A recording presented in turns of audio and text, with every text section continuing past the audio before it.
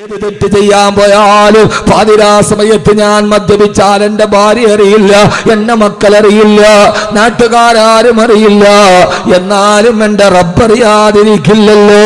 കഹിനെ ലഗി ഹേ മേം sub Darwaza bandh കർ ഡാലാ ലേകിൻ ബന്ദ് ന ഹോ ഗയി ഇഖ്ദർ ഖുദാ വാലാ. ആരുടെ വാതിലടഞ്ഞാലും അല്ലാഹുവിന്റെ വാതിലടയില്ലല്ലോ. ഏത് സമയത്തും മനസ്സിലൊരു ചിന്ത വേണം, അല്ലാഹുവേ ഞാനിനി മദ്യപിക്കില്ല, ഞാനിനി പലിശ വാങ്ങിക്കില്ല, ഞാനിനി ചൂതാട്ടം നടത്തില്ല. കാരണം നീ എന്നെ കാണുകയാണല്ലോ, നീ എന്നെ കാണുകയാണല്ലോ. ഇത് മദ്യപാനത്തിൽ മാത്രമല്ല, കുടുംബ ജീവിതത്തിലും അല്ലാഹുവിനെ കുറിച്ച് പേടിയുണ്ടാവണേ. ഈ അഹമ്മദ് കബീർ പറയുന്നത് മുഴുവനും ഖുർആനാണ്, ഖുർആനാണ്. ഒരു വാപ്പാന്റെ രണ്ട് മക്കൾ തമ്മിൽ തെറ്റിലാണ്, രണ്ട് സഹോദരങ്ങൾ തമ്മിൽ പകയാണ്.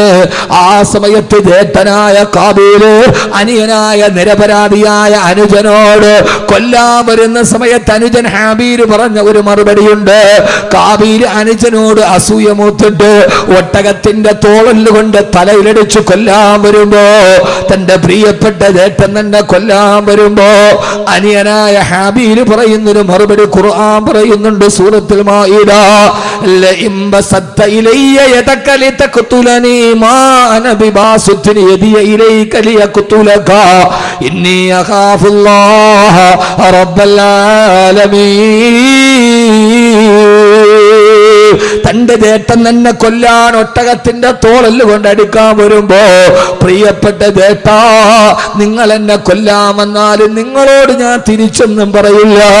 അതെനിക്ക് നിങ്ങളോട് തിരിച്ചു ചെയ്യാൻ അറിയാത്തത് കൊണ്ടല്ല, തിരിച്ചു ചെയ്യാൻ എന്റെ കൈക്ക് ആരോഗ്യമില്ലാത്തിട്ടല്ല, ഈ പറയുന്നത് പോലെ തിരിച്ചു പറയാൻ അനുജന് കഴിയാത്തത് കൊണ്ടല്ല. പക്ഷേ ഇന്നി അഖാഫുല്ലാഹ റബ്ബൽ ആലമീൻ. എന്റെ പ്രിയപ്പെട്ട ജേഷ്ഠാ, എനിക്ക് എന്റെ റബ്ബിനെ പേടിയോ. ഇവിടെ നമ്മൾ തമ്മിൽ മത്സരിച്ചാല് നാളെ പരലോകത്ത് അല്ലാഹുവിന്റെ മുമ്പിലും മറുപടി പറയണ്ടേ എന്ന് ജേഷ്ഠനായ കാബീലിനോട് ഹബീല് പറഞ്ഞ മറുപടി എന്റെ ഉപ്പളക്കുന്നിലെ സഹോദരങ്ങളോട് ഏത് കാര്യമാണെങ്കിലും ഞാൻ ചുരുക്കുകയാണ്. അത് വ്യക്തി ജീവിതത്തിൽ, സ്വകാര്യ ജീവിതത്തിൽ, കുടുംബ ജീവിതത്തിൽ, ഭാര്യ ഭർത്തൃ ജീവിതത്തിൽ പെണ്ണേ ഞാൻ ക്ഷമിക്കുന്നത് ഇന്നി അഖാഫുല്ലാഹ റബ്ബൽ ആലമീൻ. എനിക്കെന്റെ അല്ലാഹുവിനെ പേടിയാ, അവൻ എന്നെ സദാ നിരീക്ഷിക്കുന്നുണ്ട്. ഇന്ന റബ്ബക ലബിൽ മിർസാദ്. എന്റെ അല്ലാഹു സദാ എന്നെ നിരീക്ഷിച്ചു കൊണ്ടിരിക്കുകയാണ്. അല്ലാഹു ബോധം തരട്ടെ, ആമീൻ പറ. പിന്നെ അവൻ തെറ്റിയോ? അള്ളാഹു എന്നെ കാണുന്നുണ്ടെന്ന് ചിന്തിക്കുന്നവൻ പിന്നെ തെറ്റിയോ? അവനെ നന്നാക്കാൻ പിന്നെ വാള് വേണോ? അവനെ നന്നാക്കാൻ പിന്നെ ഉസ്താദ് വേണോ? അവനെ നന്നാക്കാൻ അവൻ തന്നെ മതി. അതുകൊണ്ട് ഈ മൂന്ന് ചിന്ത, പെണ്ണുങ്ങളെ, സഹോദരിമാരെ, അഹമ്മദ് കബീർ വാക്കവി ഒന്നും പറഞ്ഞില്ലെന്ന പരാതി വേണ്ട. എൻ്റെ റബ്ബ് എന്നെ കാണുന്നുണ്ടെന്നുള്ള ബോധം, ചിന്ത മനസ്സിലുണ്ടാവുക. ഒന്ന്. ഇപ്പം എത്ര എണ്ണം പറഞ്ഞേ? ഒന്ന്. ഇനി അടുത്തേടാ. ഒന്ന് കഴിഞ്ഞാൽ പിന്നെ എത്രയാ? അങ്ങനെ പറ. രണ്ട്. എന്നാലും ഉറക്കം പോവും. ചുമ്മാ ഇരുന്ന് കേൾക്കാൻ എനിക്ക് അത് താല്പര്യമില്ല. ഞാൻ ഇങ്ങനെയൊക്കെയാണ്. അടുത്തത് രണ്ടാമത്തേത്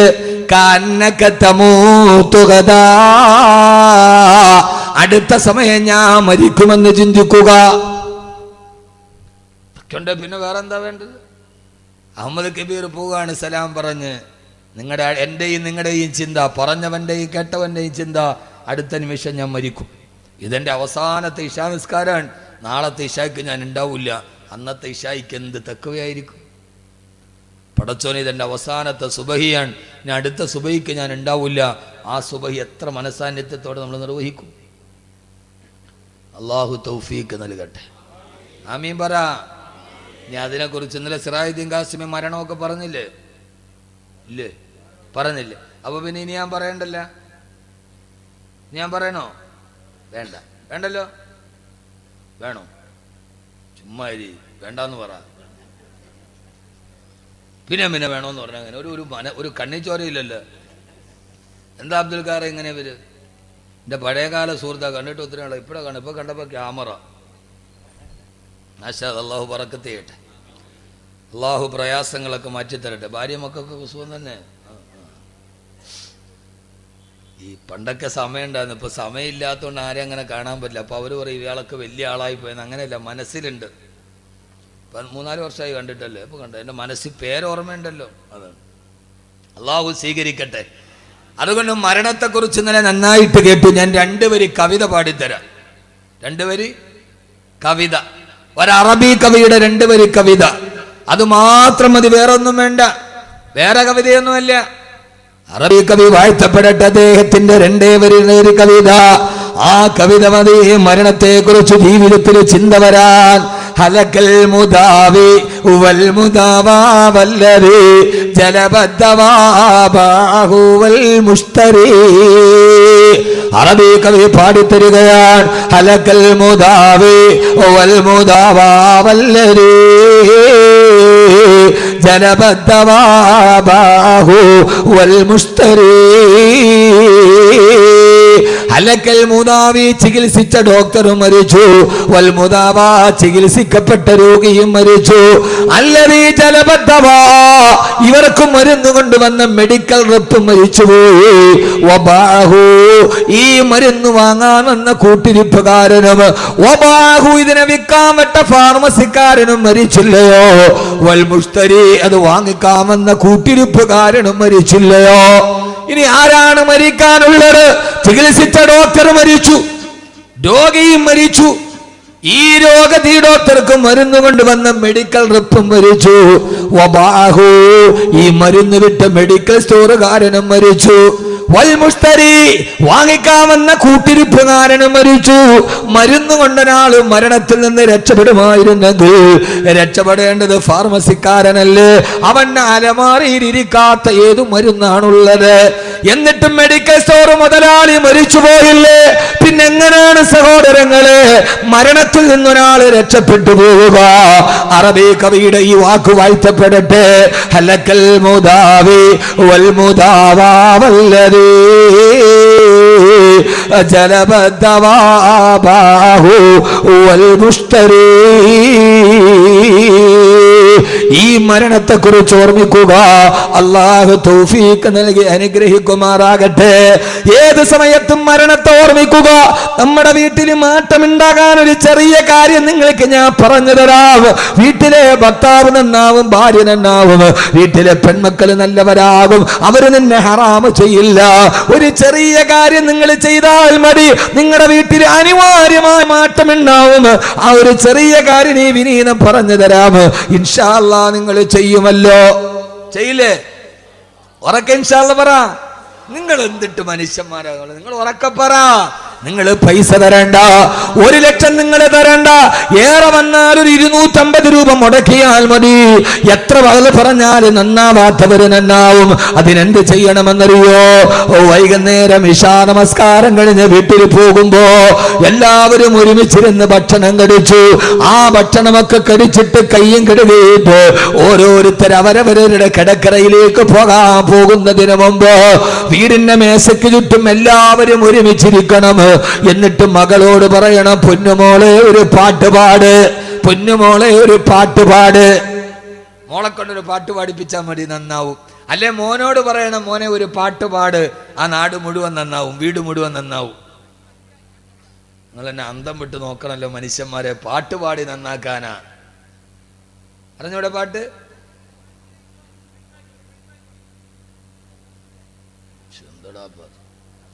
ഇവിടെ സീരിയസ് കാര്യം പറയുമ്പോൾ അവിടെ സൈഡാക്കിക്കോളി. നീ ബേഞ്ഞ് കീഞ്ഞ് പോവാനുള്ള ഇവിടെ നോക്ക്. മകളെ കൊണ്ട് എന്ത് ചെയ്യണം? ഒരു പാട്ട് പാടിപ്പിക്കണം. പഠിപ്പിക്കോ? മകനെ കൊണ്ട് ഏത് പാട്ടാ? മരണത്തെ കുറിച്ച് പാടണം. അല്ലാതെ ഇല്ല മറ്റേ പാട്ടല്ല, പ്രണയം. നീലരാവിൽ നഗ്നമേനികൾ നീലരാവിലു ഉരസുന്ന സുഖമല്ലോ പ്രണയം.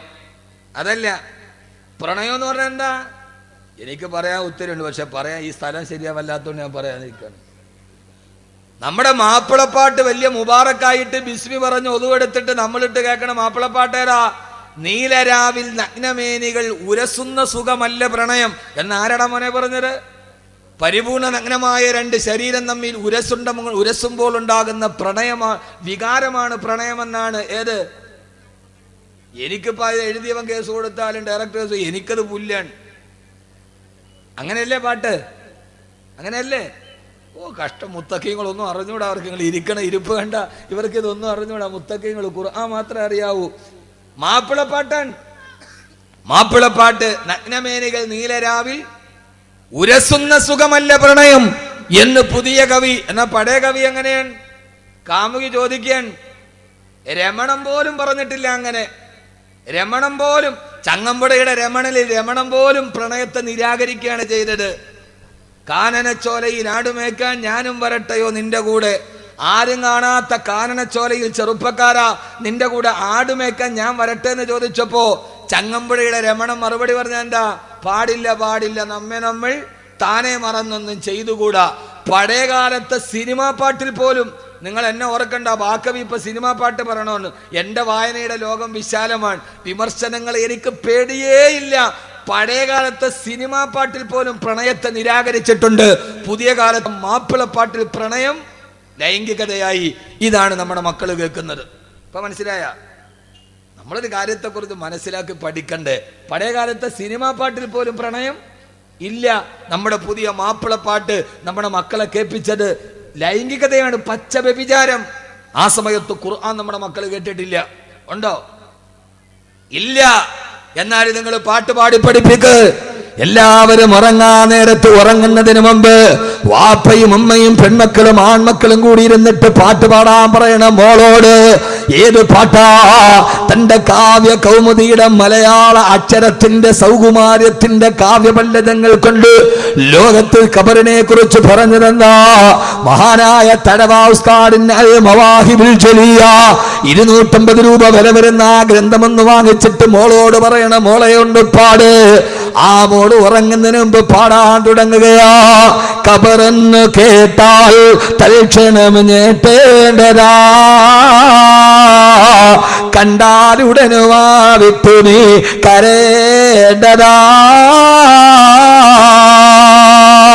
മേടയ്ക്കു പകരം മോളമാ സുബ്ഹാന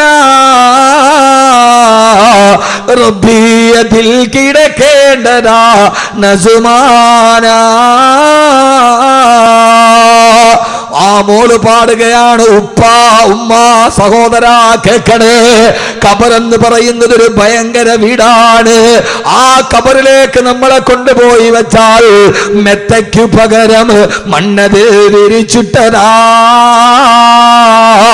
സുബ്ഹാന റബ്ബി ഇരുളിനാൽ പെയിന്റിട്ടതാ. ഉപ്പാവിടെ മെത്തയില്ല, മണ്ണാണ് വിരിച്ചിട്ട ഉപ്പ.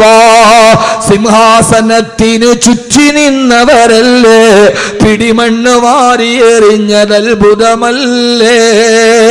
ഉപ്പ മരിച്ചിട്ടും മണ്ണിന്റെ അടിയിലും മലന്ന് കിടക്കുമ്പോ ഉപ്പാടെ കസേരക്ക് ചുറ്റും നടന്ന മക്കളായ ഞങ്ങള് ഉപ്പാന്റെ ശരീരത്തിലേക്കും മണ്ണ് വാരിയിടും. ഉപ്പ ഖബറിന്റെ അടിയിൽ അടക്കം ചെയ്യപ്പെട്ടിട്ട് തിരിച്ചു വന്ന പിന്നെ എന്റെ ഉമ്മ ഖബറിന്റെ ഉള്ളിൽ ഒറ്റ കാണുമ്പോ ഇങ്ങനെ ഒരു 10 വരി പാടണം. എന്നിട്ട് എല്ലാവരും കൂടി അവനവന്റെ ബെഡ്റൂമിൽ കിടക്കാൻ പോയി. അവന്റെ ലൈറ്റ് അങ്ങ് ഓഫ് ആക്കുമ്പോ ഇരുട്ടായി. അല്ലാഹുവേ, നേരത്തെ മോള് പറഞ്ഞ ഖബറിന്റെ ഇരുട്ടല്ലേ ഇത്? ഈ വിശാലമായ മുറിക്കുള്ളിൽ എനിക്ക് ഞെരുക്കമാണല്ലോ. 6 അടിയുള്ള മണ്ണിന്റെ അടിയിൽ ഞാൻ എങ്ങനെ കിടക്കുമല്ല? പിന്നെ ഫേസ്ബുക്കിൽ വിരൽ ചലിക്കൂല മോളെ, പൊന്നുമോളെ. ഭർത്താവ് വിദേശത്താണെങ്കിലും മിസ് കോൾ പിന്നെ അറ്റൻഡ് ചെയ്യാൻ തോന്നൂല, പിന്നെ ഹറാമ് ചെയ്യാൻ തോന്നൂല. അതുകൊണ്ട് നിങ്ങളുടെ ജീവിതത്തിൽ മാറ്റമുണ്ടാകണോ? ഈ ചെറിയൊരു ഗ്രന്ഥം വായിച്ചിട്ട് ഉറങ്ങുന്നതിന് മുമ്പ് ഒരു 10 വരി വായിക്ക്. അല്ലാഹു തൗഫീഖ് നൽകട്ടെ, തൗഫീഖ് നൽകട്ടെ. മരണത്തെ കുറിച്ച് ഓർമ്മിക്കുക. ഞാൻ അവസാനിപ്പിക്കുന്നു. 3ാമത്തെ ചിന്ത, നാളെ പരലോകത്ത് അല്ലാഹുവിന്റെ മുമ്പിൽ എഴുന്നേറ്റ് നിൽക്കണം എന്ന ബോധമുണ്ടാവുക. യൗമ യഖൂമുന്നാസു ലിറബ്ബിൽ ആലമീൻ. സർവലോക രക്ഷിതാവിന്റെ മുമ്പിൽ എഴുന്നേറ്റ് നിന്ന് എൻ്റെ ജീവിതത്തെക്കുറിച്ച് ഞാൻ കണക്ക് പറയേണ്ടവനാണ്, ഞാൻ കണക്ക് പറയേണ്ടവളാണ് എന്ന ബോധ്യത്തോടെ ഓരോ ദിവസവും മുന്നോട്ട് നീങ്ങുക. അല്ലാഹു തൗഫീഖ് നൽകട്ടെ, അല്ലാഹു തൗഫീഖ് നൽകട്ടെ, അല്ലാഹു തൗഫീഖ് നൽകട്ടെ. അതുകൊണ്ട് അവനവനെ കൊണ്ട് ചെയ്യാൻ കഴിയുന്ന നന്മകൾ ചെയ്യുക. നാളെ പരലോകത്ത് അല്ലാഹുവിന്റെ മുമ്പിൽ എഴുന്നേറ്റ് നിൽക്കുമ്പോ അഹമ്മദ് കബീറെ നീ എന്ത് ചെയ്തെന്ന് ചോദിച്ചാൽ ആ സമയത്ത് പറയാൻ അല്ലാഹുവിനോട്, അല്ലാഹുവേ നീ പറഞ്ഞ ആയുസിന്റെ ഉള്ളില് എന്നെ കൊണ്ട് കഴിയുന്നതിന്റെ പരമാവധി ഞാൻ ചെയ്തിട്ടുണ്ടെന്ന് പറയാൻ ഒരു ചെറിയ മറുപടി പറയുവാനുള്ള വലിയൊരു ആഗ്രഹമാണ് ഹംദാൻ ഫൗണ്ടേഷൻ. നേരത്തെ അബൂബക്കർ ഹാജി പറഞ്ഞ ഈ വിനീതന്റെ നേതൃത്വത്തിലെ ഹംദാൻ ഫൗണ്ടേഷൻ 3 ഏക്കർ സ്ഥലത്ത് കൊല്ലം ജില്ലയിൽ കേരളത്തിന് ആദ്യമായി ഒരു ഖുർആൻ വില്ലേജ് വരികയാണ്. 100ഓളം ഹാഫിളീൻ